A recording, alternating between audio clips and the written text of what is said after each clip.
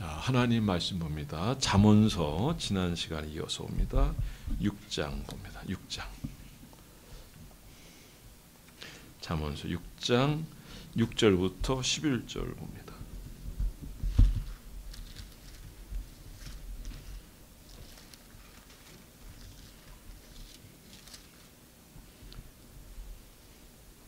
같이 읽습니다. 6절부터 11절 시작.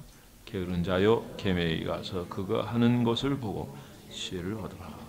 계미는 두령도 없고 감독자도 없고 통치자도 없을 때 먹을 것을 여름 동안에 예비하며 추수 때 양식을 모으느니라. 게으른 자여 내가 어느 때까지 누워 있겠느냐? 내가 어느 때 잠이 깨어 일어나겠느냐? 좀 더 자자, 좀 더 졸자, 손을 모고 좀 더 누워 있지 하면 내 빈궁이 강도같이 오며 내 궁핍이 군사같이 이르리라. 아멘. 자, 오늘 제목은 게으른 자에 대한 교훈입니다. 손가락 하나 까딱하게 괴로워하는 사람, 그걸 또 노동이라고 여기는 사람이 있어요. 결국 어떻게 될까요? 결국 굶어 죽습니다. 왜? 이것도 일이라고. 자, 게으르면 굶어 죽습니다. 영적인 면에서도 부지런해야 되고 육적인 면에서도 부지런해야 됩니다. 자, 밤새 철야 기도를 했는데 예배드리는 자리에서 졸고 있으면 안 돼요. 그 예배를 위해서 우리가 더 깨어있고 더 준비해야 될 거라고 생각됩니다. 예레미야 48장 10절 말씀에 보면 여호와 일을 태만히 하는 자는 저주를 받을 것이요 자기 칼을 금하여 피를 흘리지 아니하는 자도 저주를 받을 것이다. 여러분, 역대상 28장 9절입니다. 내 아들 솔로몬아, 내 아들 솔로몬아. 그러니까 다윗이 얘기하는 거죠. 하나님을 바로 알고 온전히 섬길지어다. 여호와께서는 문 마음을 감찰하시고 모든 사상을 아시고 내가 저를 찾으면 만날 것이요 버리면 나를 영원히 버릴 것이다. 이어서 말씀하고 계세요. 자, 마태복음 25장 20절에 보면은 그 주인이 대답하여 가로되 악하고 게으른 종아 나는 심지 않은 데서 거두고 해치지 않은 데서 모은 줄로 내가 알았느냐라고 말씀하시면서 게으른 자를 책망하시는 모습을 보셨습니다. 결국 게으른 자는 죄를 짓게 돼요. 자, 첫째 어떤 죄를 짓냐면 게으른 자는 음행의 죄를 짓습니다. 부지런해야 돼요. 열심히 살아야 돼요. 그러면 음행에서부터 자유할 수 있습니다. 자, 밧세바를 취할 때가 그가 쉬고 있을 때, 게으르 있을 때, 다른 사람은 전쟁에 나갔는데 쉬고 있을 때 결국 그 음행을 저질렀어요. 부지런한 여러분 되기 바랍니다. 게으른 사람은 도적질을 하게 됩니다. 예배서 4장 28절에 보면 도적질하는 자는 다시는 도적질하지 않도록 하라라고 말씀하고 있어요. 게으른 사람은 결국 그 틈을 타서 남을 비방합니다. 공격합니다. 그리고 집집마다 돌아다니면서 많은 말을 하게 됩니다. 결국 편론하게 되고 많은 문제를 일으키게 됩니다. 이런 사람은 남의 말을 할 시간이 없어요. 자기도 돌아볼 시간이 없는데 다른 것을 어떻게 얘기할 수 있겠어요. 이라는 사람은 항상 그 자체가 할 일도 많고 시간도 부족하고 하다 보니까 자기 일도 해결 잘 못하는데 다른 데 마음을 쏠 시간이 없기 때문에 이 사람은 항상 자기 일에 대해서 규모 있게 살고 열심히 살다 보니까 자기 발전을 가지게 됩니다. 우리는요, 이런 죄를 짓지 않게 해서 부지런해야 됩니다. 가정일도 마찬가지고 교회일도 마찬가지입니다. 그래서 오늘 여기서 소개한 경우가 있는데 우리 6절 한번 보죠. 계미를 얘기하고 있어요. 시작. 게으른 자여 계매에 가서 그가 하는 것을 보고 지혜를 얻어라. 우리가 배울 존재, 미무리지만 배울 존재예요. 주님은 이 계매에 가서 게으른 자는 배우라. 뭘 배우라는 거죠? 감독자도 없어요. 참견하는 사람도 없어요. 지켜보는 사람 없어요. 그런데 그거 상관없이 열심히 일을 해요. 열심히 일하는 것을 볼 수 없어요. 두려움도 없고 간역자도 없고 주권자도 없지만 그는 자기를 열심히 한다. 자, 우리 중에 그런 분들 많이 해서 크리스찬들은 그리스도의 가치로 살게 되면 요셉처럼 살게 돼. 하나님이 나를 보신다. 그래서 누가 보든 안 보든 하나님 앞에서 경건하고 최선을 다하고 또 내일을 준비하고 그리고 바르게 살아갑니다. 오늘 7절 우리가 다시 한번 읽어보겠습니다. 시작. 계민은 두려움도 없고 감독자도 없고 통치하사 없어요. 그래요. 누가 보지 않든 간에 보든 간에 상관없이 나는 하나님과의 관계에서 내가 최선을 다한다. 이런 자세를 가지고 살게 될 때 그는 발전도 되고 결국에는 누가 알아요? 하나님이 아시고 사람이 알고요. 가까이 있는 사람이 다 압니다. 그래요. 계민은 어떠한 양심이나 책임감을 일하지 않아요.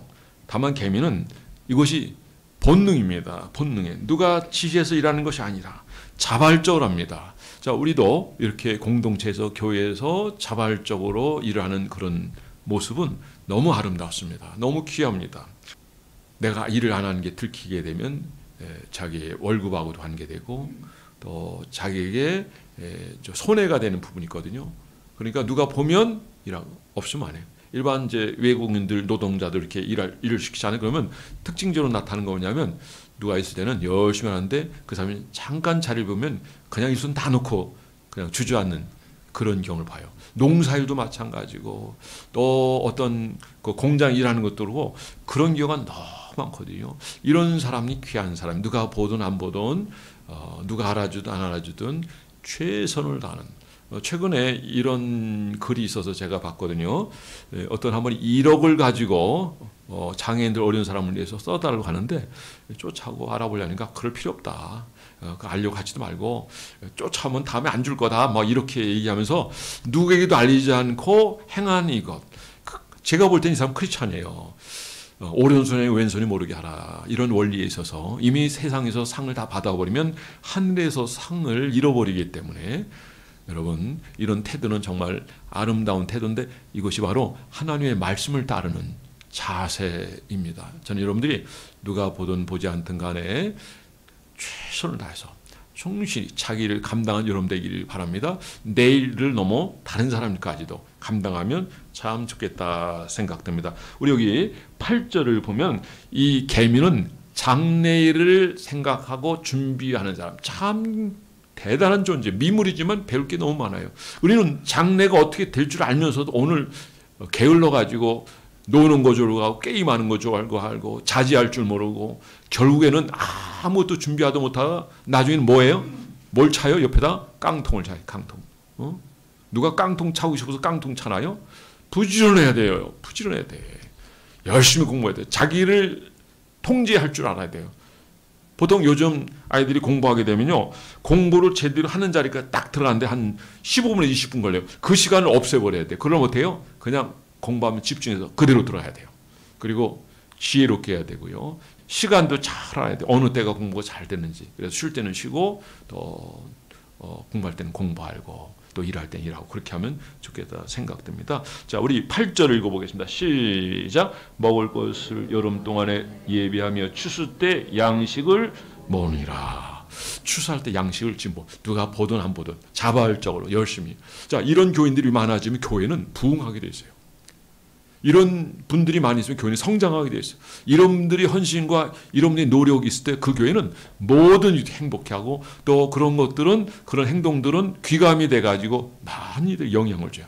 나도 해야지 나도 해야지. 그리고 봉사하고 섬길 때는 기쁘고 즐거워요. 자기를 위해서는 그 기쁨이 크진 않지만 다른 사람을 위해서 특히 사랑하는 사람을 위해서 우리가 배려할 줄 알고 그리고 일할 줄 알게 되면 이건 너무 감사하고 기쁘고 행복하고 여기서부터 즐거움이 있게 되는 거죠. 그러니까 그 일을 더 확대할 수가 있는 거죠. 저는 여러분들이 즐겁고 기쁘고 행복하게 일하는 여러분 되기 바랍니다. 여기 계명의 지혜를 배우시기 바랍니다.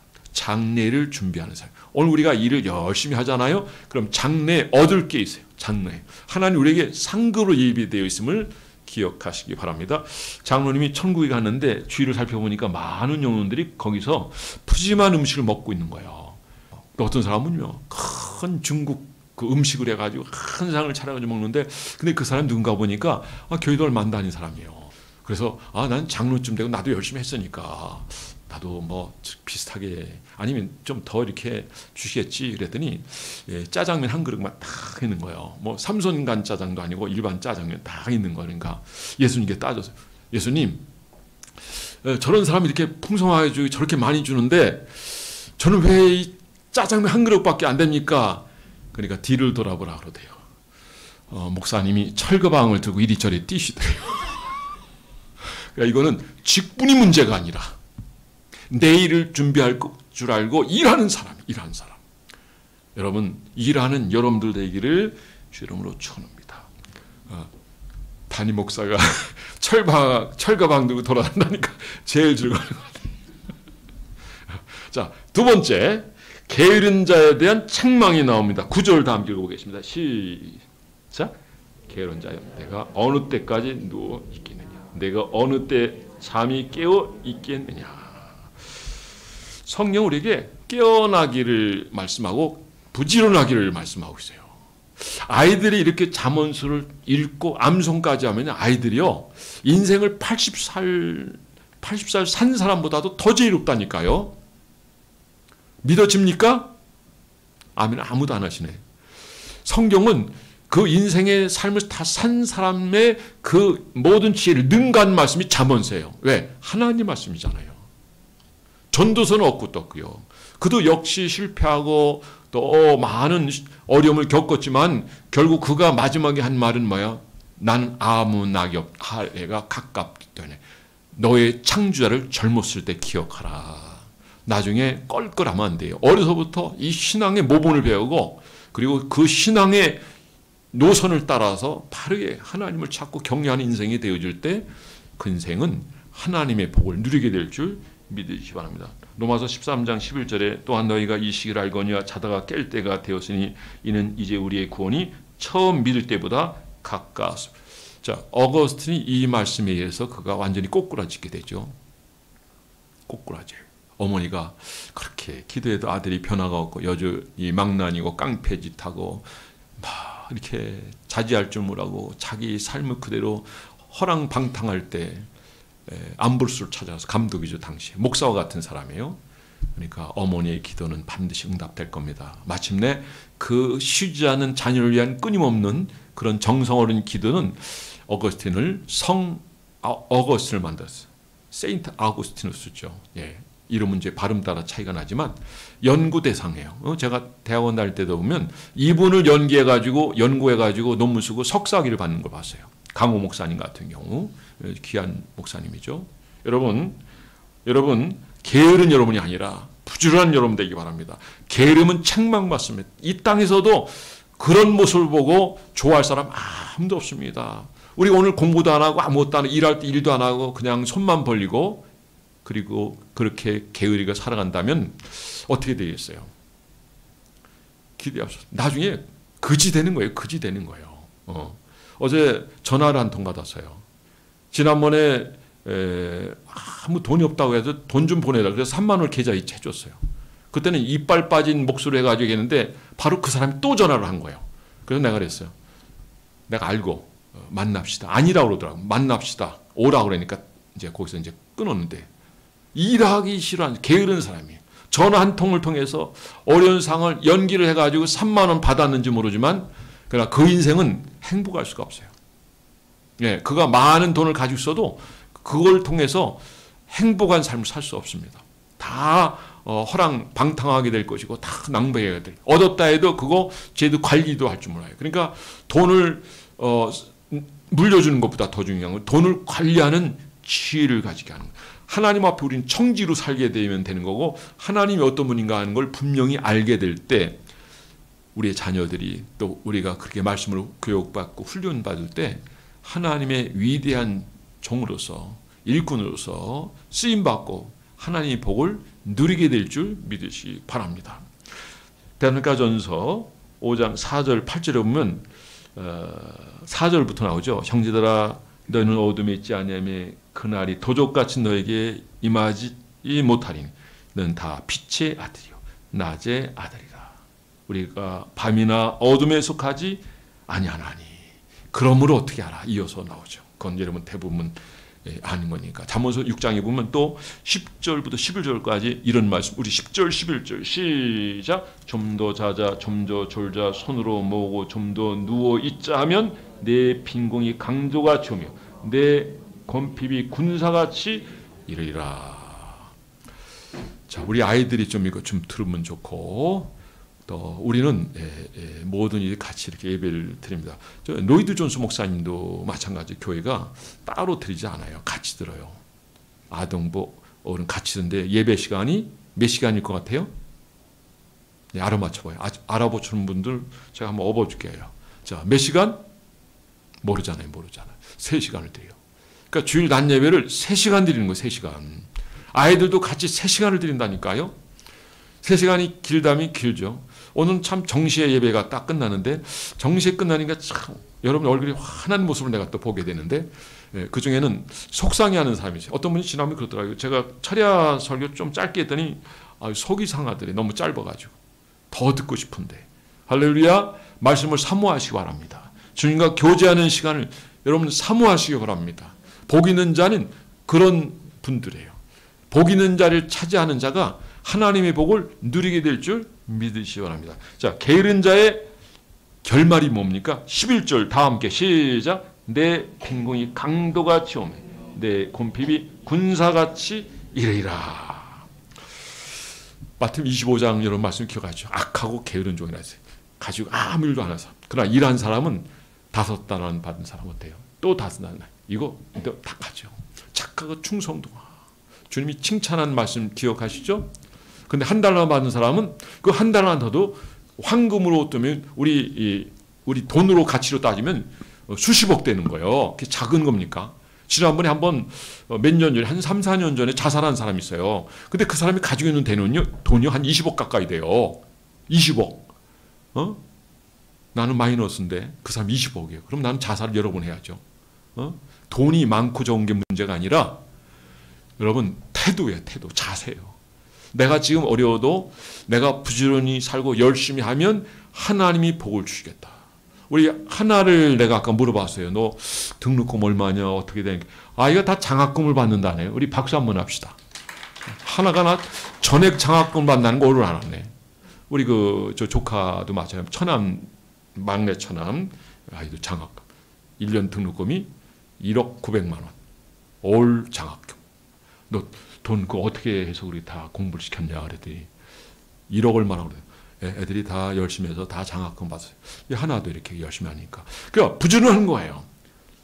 공부하는 게 쉽고 또 이렇게 막 게임하는 게 좋고 또 노는 게 좋고 사람 만나는 게 좋고 시간 관리 잘못하면 나중에는 깡통 찬다니까요. 그 아이들이 이걸 깨달으려면요 시간 많이 걸려요. 그래서 예배의 성공자가 돼요. 하나님 말씀이 기들 그걸 하나님 음성으로 듣고 저 말씀을 들으면 내가 순종해야 되겠지. 그리고 순종할 때 이 아이들은 하나님을 들어가게 하는데 누구처럼? 요셉처럼 다니엘처럼 우상 제물을 먹지 말아야 되는 거 알고 그거 먹게 되면 죽음까지 각오하고 먹지 않았던 다니엘 그 친구가 더 포동포동하고 더 얼굴도 밝고 그리고 더 귀한 데 올라가잖아요. 하나님이 이렇게 하시는 거예요. 여러분 하나님 앞에서 성실하시고 부지런하시고 여러분 자녀의 이 신앙의 교육을 말씀으로 교육하시기 바라고 아이들에게 늘 들려주시고 가정예배 꼭 드린 여러분들 대해서 여러분의 가정이 정말 멋진 가정 이 자녀를 통해서 하나님의 위대한 역사를 이루게 하는 신앙의 멋진 여기 모니카 같은 어머니가 되고 비록 자녀가 잘못됐어도요 어머니의 기도가 아이들을 완전히 바꿔놓잖아요. 이 놀라운 역사가 여러분을 통해서 나타나게 되기를 주의 이름으로 축원합니다. 여러분 오늘 말씀을 통해서 부지런하십시오. 열심히 사십시오. 자꾸 자기 시간 갖고 게으르고 그러면요. 자기 음란해지게 되고 그리고 방탕하게 되고 그리고 시간을 다 낭비하고 허비하게 되면 그럼 남는 게 없어요. 허탄하고요. 결국 인생의 삶이 결국 하나님 없는 그 삶을 살다 보니까 허망해지고요.